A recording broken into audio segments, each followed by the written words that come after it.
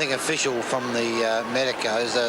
It's not good though. I heard the crack from where I was, and I'd say it's a cruciate ligament, which means I don't think Ren will play again this year. The unofficial but correct diagnosis from Dr. Knuckles Curley. And while on matters medical, bleeding ulcer, bleeding hell. Where was Big Plugger Lockett when they needed him in Brisbane yesterday? No one seemed to know. And for the second Sunday in a row, the Swans lost by a kick. How Barassi missed him. David Parkin had Kernahan. Sticks kicked 10 and took the heat off the Blues coach after his gaffe at the AFL press conference on Thursday. Amazing what a 98-point win will do. And at Geelong, the kid returned. Dermy was back doing all the things he used to do in another life, in another jumper. Just some of the big stories, some of the headlines over this Easter weekend, some of the topics tonight on Talking Footy.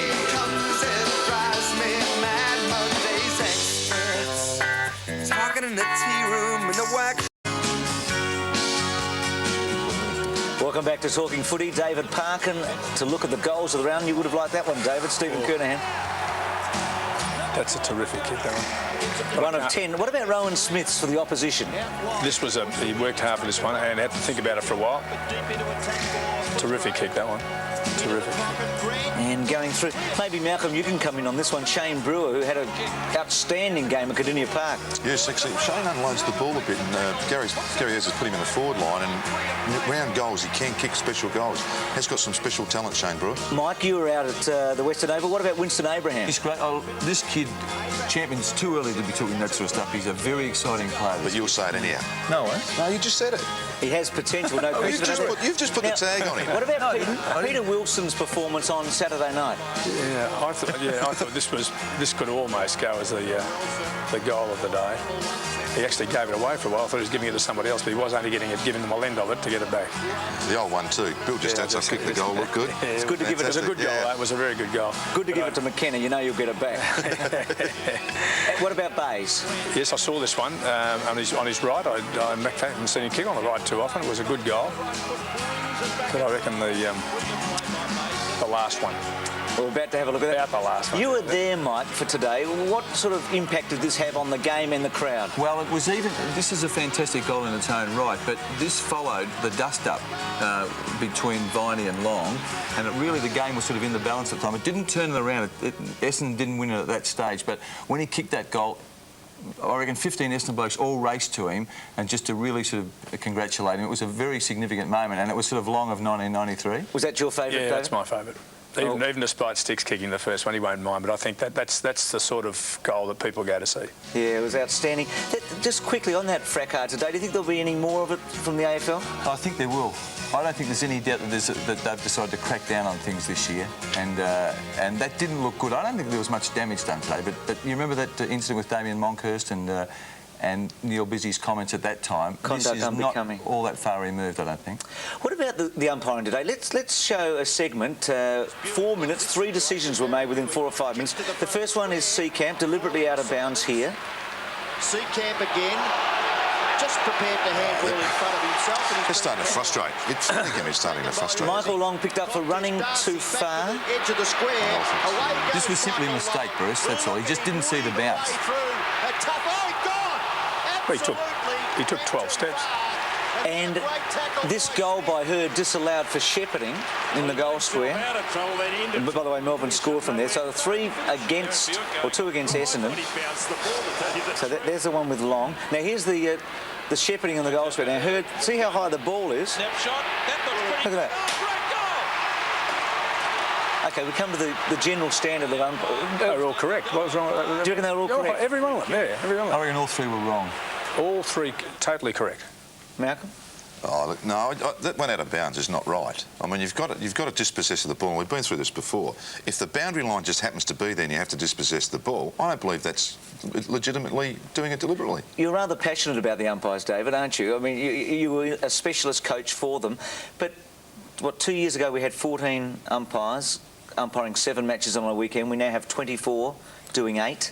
They have reached a very difficult stage in their development with the numbers that are required to umpire at the top level now. And I just think, look, experience has got to be the greatest gift or attribute you can have with an umpire, really has. Having done a lot of it, it's very difficult. It's the most difficult task in footy, including coaching, is umpiring.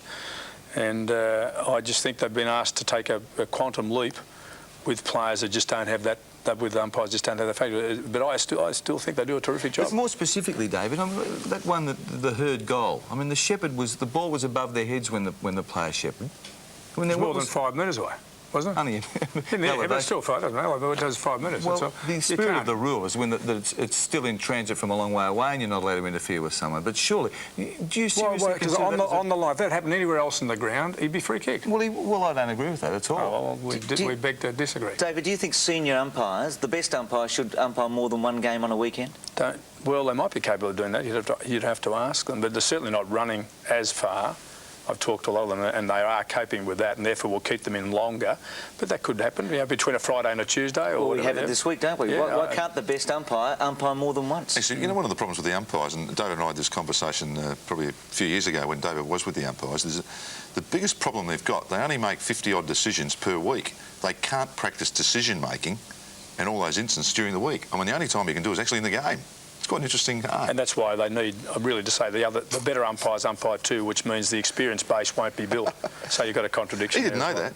David, he didn't know that. Did you know that? He did not. He looked at me astounded. No, I was admiring him, Malcolm.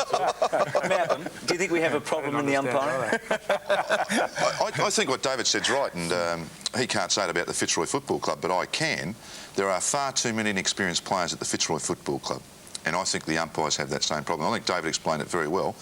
And that decision-making can only get better as they play more games. So there is a minor problem. I wouldn't call it a major problem. Young Chisholm wasn't able to play this week for Fremantle. I believe he was dropped on disciplinary grounds because he didn't attend a team meeting. Discipline within a football club. I mean, how did you deal with that? Well, hearing what was said about Derek Kickett the week before turning up late for a team meeting cast my mind back to a grand final that Brass had in, I think, 76, David. Someone got late and it really disrupted the whole team. And I always remember that. I always had a rule that you'd wait and find out, but talk about it later, get on with your meeting, not disrupt anyone. I mean, if something tragic had happened, it would be terrible. You get out and barrel a bloke, and so I had a rule, I wouldn't argue about anything. We talk about it at the end of the game. David? That's a pretty commonsensical thing, because things happen every week, I can tell you, that throw coaches and other players out, and keep people patterned is terribly important in my opinion. So I think that's the only way to handle it. But in the finish, there's only one disciplinary act which really hurts players, from my understanding, is that you don't let them play.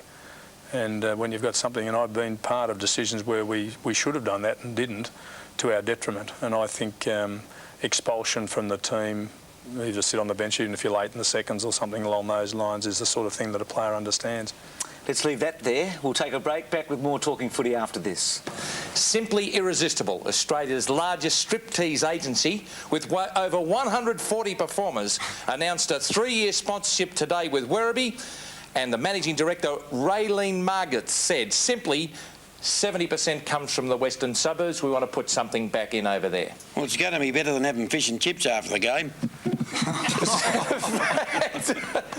Monday's experts, they always know what's cooking, how the game was lost and how it could have been. And look at this, a unique lineup as we look at the scheduling for round 4. Friday night in Perth, Fremantle Geelong. 1 game in Melbourne on Saturday, St Kilda Hawthorn. Saturday night in Sydney.